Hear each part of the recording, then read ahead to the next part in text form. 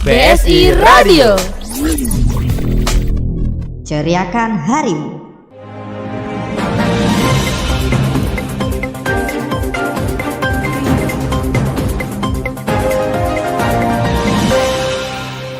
Pojok Berita. Selamat pagi pendengar BSI Radio dimanapun Anda berada. Jumpa lagi bersama saya Irene Anggraini yang akan menemani Anda dalam 30 menit ke depan di Pojok Berita. Sebuah berita hangat telah kami siapkan untuk Anda kali ini. Di antaranya adalah penerapan new normal di tengah pandemi COVID-19. Aktivitas belajar secara online di rumah. Kembalinya kegiatan Car Free Day di Jakarta. Simak beritanya sesaat lagi.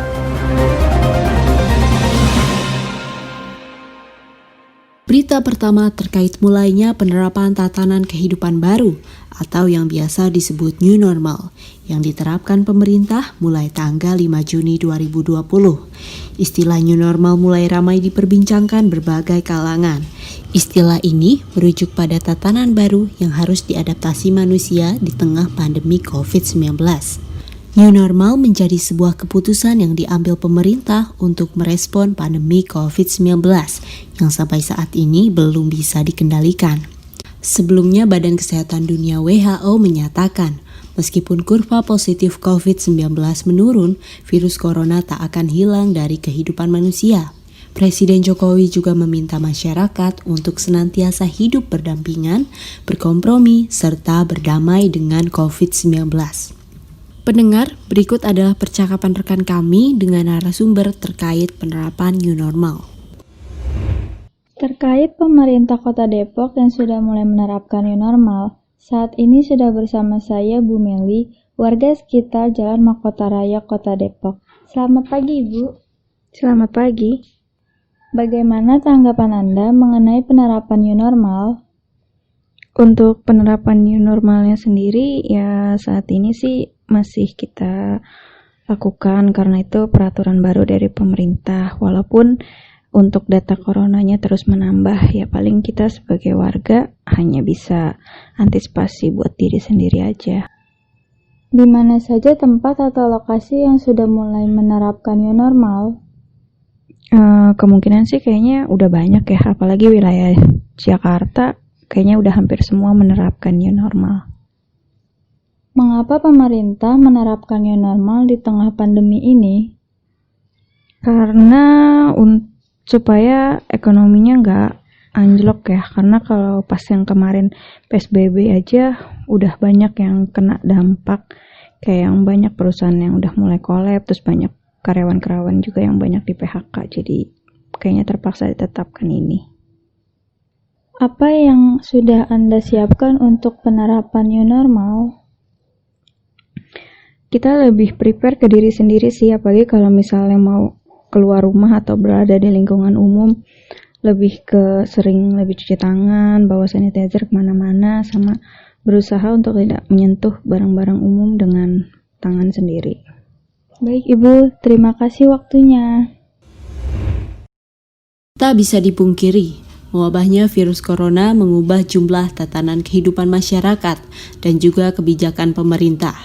Kini warga tak lagi cukup mengantongi kode booking untuk terbang, sederet pemeriksaan kelengkapan dokumen seperti surat tugas, surat dinas, dan surat bebas COVID-19, atau surat keterangan sehat dari institusi kesehatan, yang menjadi syarat berpergian ataupun naik kendaraan umum. Tanpa disadari, ini menjadi kehidupan normal baru yang harus dialami oleh siapapun yang hidup di tengah masa pandemi saat ini. Sederet protokol kesehatan seolah menjadi rutinitas yang harus dijalani. Mulai dari kebiasaan cuci tangan, wajib menggunakan masker, tidak berkerumun, dan mengurangi berpergian, menjadi perilaku sehat yang diharapkan mampu menurunkan angka penularan COVID-19.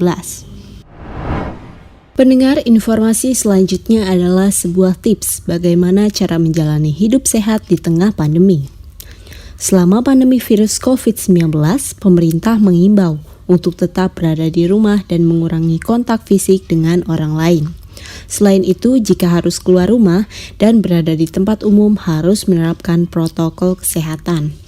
Ada pula cara hidup sehat yang dapat kita lakukan di pandemi seperti ini. Seperti menggunakan masker. Sehat atau sakit, menggunakan masker akan jadi kebiasaan baru di periode new normal ini. Terkait dengan anjuran berbagai pihak yang menyatakan penggunaan masker bisa mencegah paparan virus berbahaya seperti COVID-19. Apalagi jika kamu ingin keluar rumah untuk melakukan aktivitas, masker jadi hal yang penting untuk kamu miliki dan kamu gunakan. Yang kedua, selalu mencuci tangan setelah beraktivitas. Menjaga kebersihan adalah salah satu yang wajib dilakukan di tengah pandemi seperti ini. Menerapkan hidup bersih bisa menghindarkan kita dari infeksi virus dan bakteri penyebab penyakit, termasuk virus COVID-19. Cara paling mudah dan sederhana untuk menjaga kebersihan di tengah pandemi adalah mencuci tangan dengan teratur dan menyemprot barang-barang yang sering disentuh dengan disinfektan. Lalu yang keempat, memasak makanan di rumah. Memasak makanan di rumah adalah cara yang memungkinkan untuk menjaga kebersihan dan keamanan. Selain itu, memasak makanan di rumah juga akan lebih menghemat pengeluaran di tengah masa pandemi seperti sekarang. Dan yang terakhir, selalu berolahraga di rumah. Menjaga tubuh tetap sehat dan bugar di masa pandemi bisa dilakukan dengan cara berolahraga secara teratur. Tidak perlu olahraga berat, olahraga ringan seperti lari kecil di sekitar rumah sudah cukup untuk membuat badan kita tetap bergerak. Selain itu, melakukan aktivitas fisik seperti membersihkan rumah juga efektif cara untuk membakar kalori.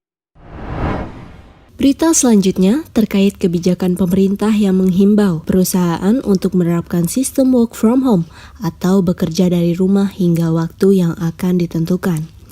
Work from home adalah konsep bekerja di mana karyawan dapat bekerja dari rumah. Konsep ini diberlakukan untuk meminimalisir interaksi antar individu pekerja. Pekerjaan yang tetap dilakukan secara jarak jauh dapat diakses melalui gadget, komputer, maupun smartphone. Sistem bekerja ini masih menjalani tahap evaluasi dengan peraturan setiap masing-masing perusahaan. Sejak 16 Maret 2020, sistem WFH ini sudah diberlakukan oleh Menteri PAN-RB Cahyakumolo yang secara resmi menghimbau kementerian dan lembaga agar pegawai negeri sipil bekerja dari rumah. Hal ini juga tertuang dalam surat edaran Menteri PAN-RB nomor 19 tahun 2020 tentang penyesuaian sistem kerja aparatur sipil negara. Sementara dari perusahaan perbankan seperti Bank BNI, BTN, hingga Bank Mandiri, semuanya sudah menerapkan aturan work from home. Himbauan pemerintah terkait work from home ini memang kembali lagi ke upaya pencegahan penyebaran COVID-19.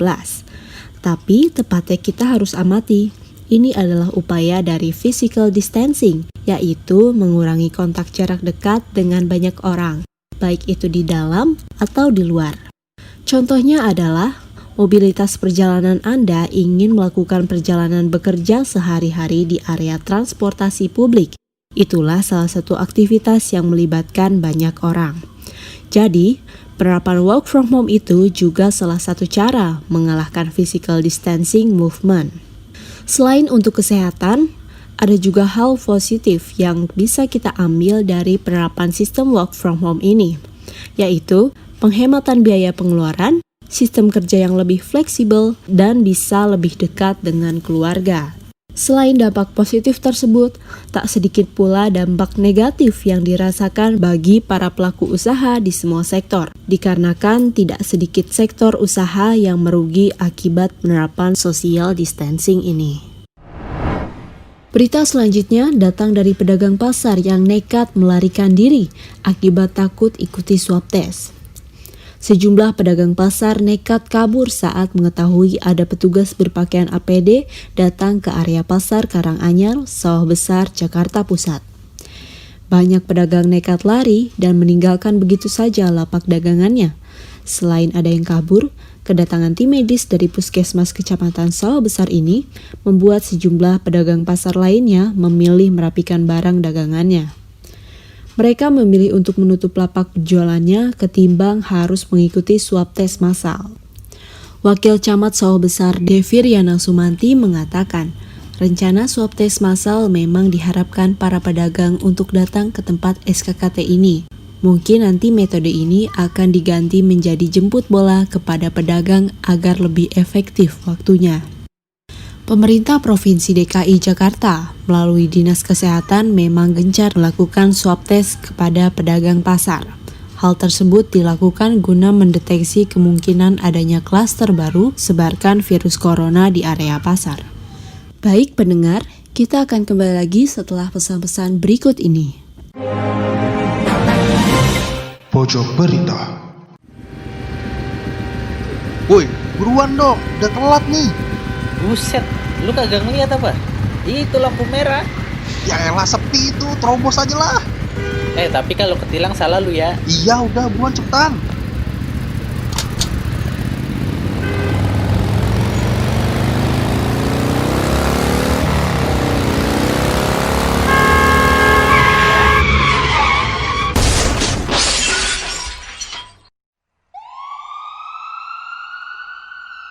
Guna pentingnya keselamatan bersama, baik untuk diri sendiri maupun orang lain, agar terciptanya lalu lintas yang aman, sudah seharusnya kita sebagai masyarakat yang baik mematuhi rambu lalu lintas yang ada.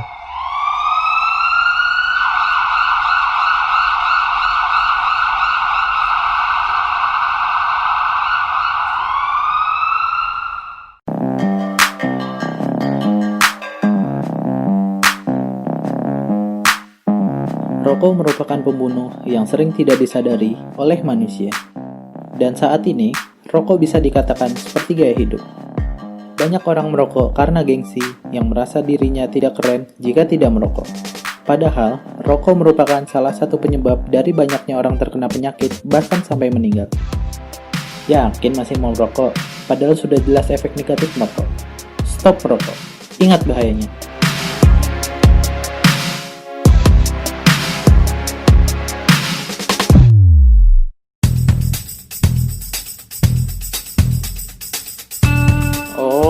Artis ini makin narkoba. Di-share rame nih. Ternyata ini orang yang kena kasus korupsi. Share ah. Wah, ternyata artis ini selingkuh. Share ah. Stop! Jangan asal berbagi berita yang tidak jelas asalnya. Biasakan klarifikasi setiap berita yang kita terima. Mari gunakan sosial media secara bijak. Jangan sampai semua hancur gara-gara berita palsu yang disebarkan. Tolak berita hoax.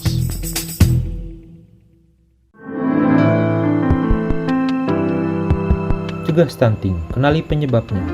Stunting adalah kondisi gagal tumbuh pada anak balita akibat kekurangan gizi kronis pada 1000 hari pertama kehidupannya, sehingga membuat keadaan tumbuh sangat pendek.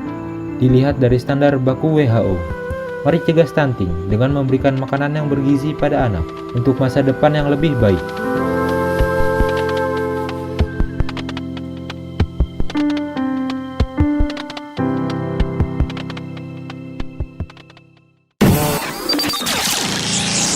BSI Radio, ceriakan harimu. Pojok Berita. Pendengar, kembali lagi bersama saya Irena Anggraini di Pojok Berita. Berita selanjutnya masih terkait dampak COVID-19 terhadap kebijakan pemerintah pada sektor pendidikan. Pemerintah menghimbau anak-anak agar belajar dari rumah di tengah pandemi COVID-19. Langkah tersebut juga diambil untuk memutus rantai penyebaran COVID-19 di lingkungan sekolah. Namun dalam pelaksanaan belajar dari rumah, tak jarang kendala yang dirasakan sejumlah murid, orang tua, bahkan guru. Banyak orang tua yang kerepotan karena kendala jaringan, perangkat media, serta banyaknya tugas yang diberikan oleh sekolah. Berikut laporan wawancara rekan kami dengan salah satu pelajar terkait kegiatan belajar di rumah. Dengan siapa sebelumnya? Anastasia Nisfisyahbani, bisa dipanggil Tasya. Sekolah di mana? Di SMA Negeri 13 Depok. Apa tanggapan Anda mengenai belajar secara daring atau online di rumah?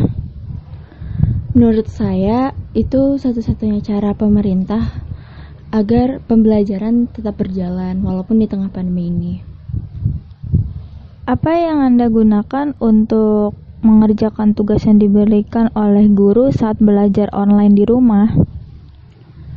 Ada Google Classroom, Google Meet, Zoom,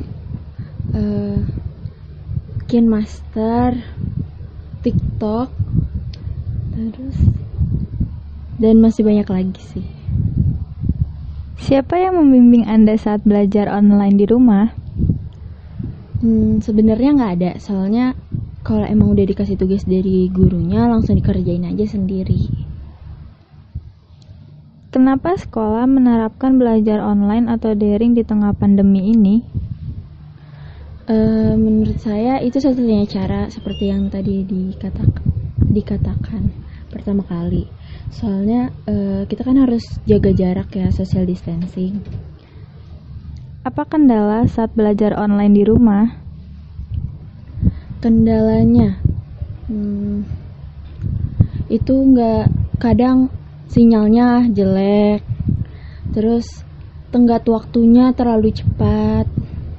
Untuk beberapa tugas-tugas yang seharusnya dikerjakan berapa hari, tiba-tiba tenggat waktunya hanya sehari sampai jam 12 malam.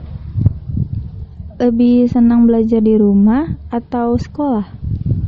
Wah, itu mah 50-50, ada plus dan minusnya. Kalau belajar di rumah kan bisa santai, belajarnya bisa sambil nyemil atau rebahan. Kalau di sekolah enaknya itu ketemu teman-teman, langsung tatap muka, langsung sama gurunya. Di sisi lain, belajar melalui media daring di rumah juga memiliki beberapa kelebihan, yaitu para siswa dapat mengikuti pembelajaran kapanpun dan dimanapun, asalkan memiliki koneksi internet yang cukup baik. Yang kedua, menghemat biaya transportasi ataupun biaya sewa tempat tinggal bila sekolah atau universitas memiliki jarak yang cukup jauh dari rumah. Yang ketiga, tanya jawab dalam pembelajaran bersifat fleksibel karena bisa ditanyakan lewat chattingan, baik itu kepada pengajar ataupun teman sekelas. Yang keempat, waktu masa pembelajaran media daring lebih singkat dibandingkan pembelajaran konvensional. Yang kelima, mahasiswa bisa melihat kembali materi yang diajarkan karena materi biasanya berupa modul yang dapat diunduh dan tersimpan dalam PC maupun smartphone. Yang keenam, dapat melatih para siswa untuk lebih bertanggung jawab, kreatif, dan juga mandiri. Selain memiliki kelebihan, kegiatan belajar media daring pun juga memiliki kekurangan. Di antaranya adalah sangat bergantung pada internet. Bila jaringan lambat atau berkendala, maka proses pembelajaran akan tertinggal, terlebih jika sudah mencangkup ujian. Yang kedua, sangat bergantung pada sikap disiplin para siswanya. Jika kurang disiplin, maka akan tertinggal pula dalam pembelajaran. Yang ketiga, dalam hal interaksi sosial menjadi lebih sulit, dikarenakan sudah terbiasa sendiri. Yang keempat, ada beberapa mata kuliah atau pelajaran yang tidak bisa diajarkan secara online. Yang terakhir, perangkat komputer atau gadget memiliki harga yang cukup mahal, sehingga menjadi kendala bagi sebagian orang yang hendak mengakses pembelajaran media daring. Berita selanjutnya datang dari Taman Wisata Ragunan yang saat ini kembali dibuka. Taman Marga Satwa Ragunan kembali dibuka Sabtu pagi setelah tutup sejak Maret 2020 karena COVID-19. Di masa PSBB transisi saat ini, sejumlah aturan baru dan protokol kesehatan pun tak lupa diterapkan oleh pengelola Taman Wisata Ragunan. Di antaranya, pembatasan jumlah pengunjung serta hanya melayani pendaftaran melalui online. Pengunjung yang datang wajib menggunakan masker, serta pengunjung anak-anak dan ibu hamil tak diperkenankan untuk masuk. Pada pembukaan fase pertama, hanya warga DKI yang diperbolehkan berkunjung ke Ragunan. Di hari pertama pembukaan Kebun Binatang Ragunan, cenderung sepi. Berbeda dengan Ragunan di hari biasanya sebelum masa pandemi COVID-19. Dikarenakan kebijakan baru Taman Marga Satwa Ragunan yang hanya membatasi 1.000 orang tiap harinya, khususnya setiap hari Selasa sampai hari Minggu. Pada pintu masuk Ragunan pun sudah diberi pembatasan dengan marka-marka khusus agar pengunjung tidak berkerumun. Berita selanjutnya juga datang dari kegiatan warga Jakarta yang sudah memulai kembali kegiatan CFD. Hari Bebas Kendaraan Bermotor atau Car Free Day kembali digelar oleh Pemprov DKI Jakarta pada Minggu 21 Juni 2020. Car Free Day digelar mulai pukul 6 pagi hingga pukul 10 atau 1 jam lebih cepat dibandingkan Car Free Day di masa sebelum pandemi. Sejumlah warga ibu kota pun terlihat meramaikan Jalan Sudirman hingga Tamrin untuk berekreasi dan juga olahraga. Sedikitnya ada 500 personel gabungan TNI, Polri, Satpol PP, dan Dishub yang dikerahkan untuk mengamankan serta mensosialisasikan protokol kesehatan. Antusiasme warga Jakarta untuk datang ke area Car Free Day ini cukup banyak sekali. Sebelum berangkat ke lokasi ini, pastikan dahulu dalam kondisi tubuh yang sehat, tidak mengalami demam, batuk, atau pilek, serta harus dalam kondisi yang prima. Masyarakat juga harus menggunakan masker dan membawa hand sanitizer. Adapun 3 kategori yang memang dilarang untuk masuk ke kawasan ini, yaitu lansia di atas 60 tahun, anak-anak usia di bawah 9 tahun, dan ibu hamil. Pemprov DKI juga melarang kegiatan aktivitas jual beli yang menjadi pusat kerumunan masyarakat yang datang ke lokasi ini sampai batas waktu yang belum ditentukan. Pendengar, kita akan kembali lagi setelah pesan-pesan berikut ini. Pojok berita. Woi, buruan dong, udah telat nih. Buset, lu kagak ngeliat apa? Itu lampu merah. Ya elah sepi itu, terobos aja lah. Tapi kalau ketilang salah lu ya. Iya udah, buruan cepetan.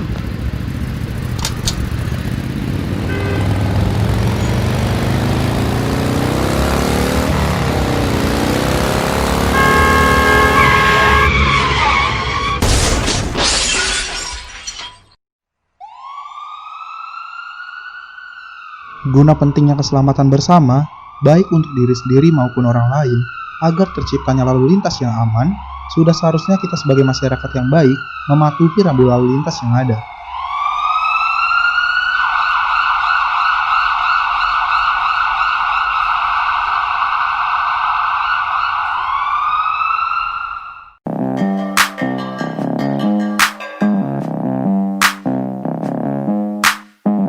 Rokok merupakan pembunuh yang sering tidak disadari oleh manusia. Dan saat ini, rokok bisa dikatakan seperti gaya hidup. Banyak orang merokok karena gengsi yang merasa dirinya tidak keren jika tidak merokok. Padahal, rokok merupakan salah satu penyebab dari banyaknya orang terkena penyakit bahkan sampai meninggal. Yakin masih mau merokok? Padahal sudah jelas efek negatif merokok. Stop merokok. Ingat bahayanya.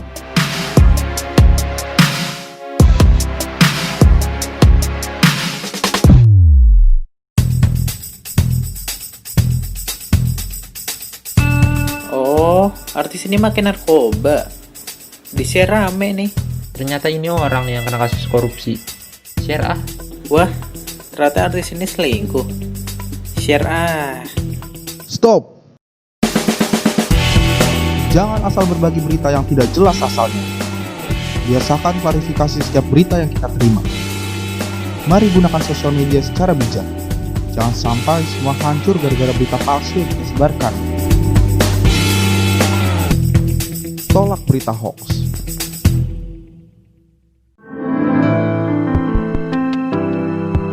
Cegah stunting, kenali penyebabnya. Stunting adalah kondisi gagal tumbuh pada anak balita akibat kekurangan gizi kronis pada 1000 hari pertama kehidupannya, sehingga membuat keadaan tumbuh sangat pendek. Dilihat dari standar baku WHO. Mari cegah stunting dengan memberikan makanan yang bergizi pada anak untuk masa depan yang lebih baik.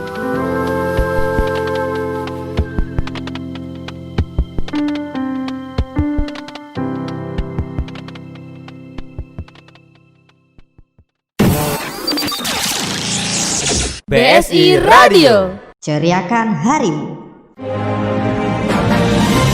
Pojok Berita. Kembali lagi bersama saya Irene Anggra ini masih di Pojok Berita.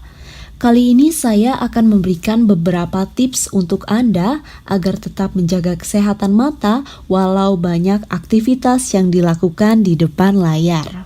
Di tengah pandemi COVID-19, memang banyak kegiatan yang dilakukan yang serba online. Berikut adalah sejumlah cara agar mata kita lebih rileks saat aktivitas yang mengharuskan kita berada di depan layar komputer atau gadget. Yang pertama yaitu atur jarak pandang. Pastikan jarak layar laptop atau gadget Anda setidaknya 60 cm dari mata. Kedua, perhatikan juga posisi duduk yang nyaman dan posisi pandangan mata setidaknya 15 derajat dengan layar. Kedua, akan lebih baik jika menambahkan filter pada layar laptop atau komputer Anda. Filter pada layar laptop dapat mengurangi efek blue light dan mengurangi kelelahan pada mata. Ketiga, istirahatkan mata Anda dan alihkan pandangan dari layar gadget Anda setiap 20 menit sekali. Dokter spesialis mata Eli Rahmawati mengatakan, gerakan tersebut dapat mengurangi kelelahan pada mata, sehingga mata kita akan jadi lebih rileks. Keempat, atur penerangan Anda.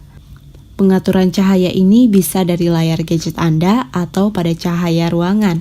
Pastikan pencahayaan memadai untuk beraktivitas agar mata tidak bekerja lebih keras dari biasanya. Kelima, bila Anda menggunakan lensa kontak, disarankan untuk menggantinya sesekali dengan kacamata. Lensa kontak dapat mengakibatkan mata lelah, kering, dan lebih mudah menjadi iritasi. Setelah mendapat tips untuk menjaga kesehatan mata, asiknya sekarang kita beralih ke yang segar-segar.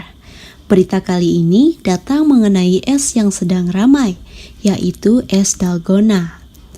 Es dalgona atau dalgona coffee berasal dari Korea Selatan. Dalgona dalam bahasa Korea artinya permen. Dulu dalgona bukan minuman, tetapi gulali yang terbuat dari campuran lelehan gula, diberi soda kue, lalu dikocok sampai berbuih. Es dalgona memiliki konsep yang sama, yaitu campuran gula, kopi instan yang diberi sedikit air panas, dikocok sampai berbuih, lalu disajikan di atas susu dingin. Saat masa PSBB beberapa bulan lalu, tren dalgona sempat meroket di media sosial. Tetapi kini untuk menikmati dalgona coffee, kita tidak perlu jauh-jauh ke Korea Selatan. Karena dalgona coffee kini hadir di gerobak atau kios-kios kecil. Seperti salah satu kios yang berada di Jalan Salak Raya, Pamulang, Tangerang Selatan. Rohman yang sebelumnya adalah penjual rujak gerobak, setelah melihat tutorial dalgona di YouTube, Rohman terinspirasi menjajakan dalgona.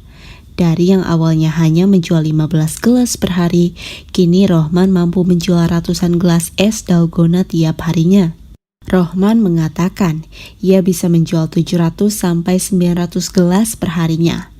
Banyak orang yang datang dan ingin nyobain karena penasaran, ujar Rohman. Menurut pengusaha kopi, Naugan Simanungkalit, menurutnya tren dalgona akan stagnan.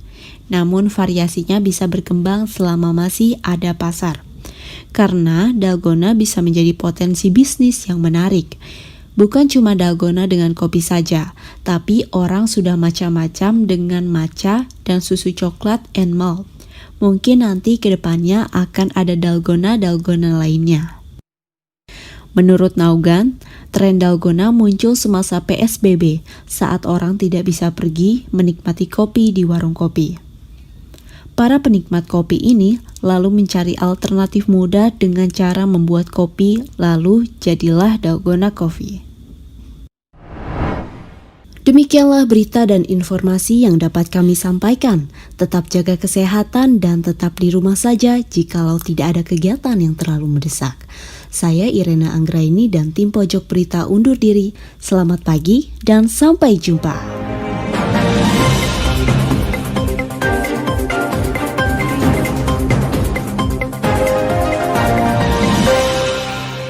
Pojok Berita.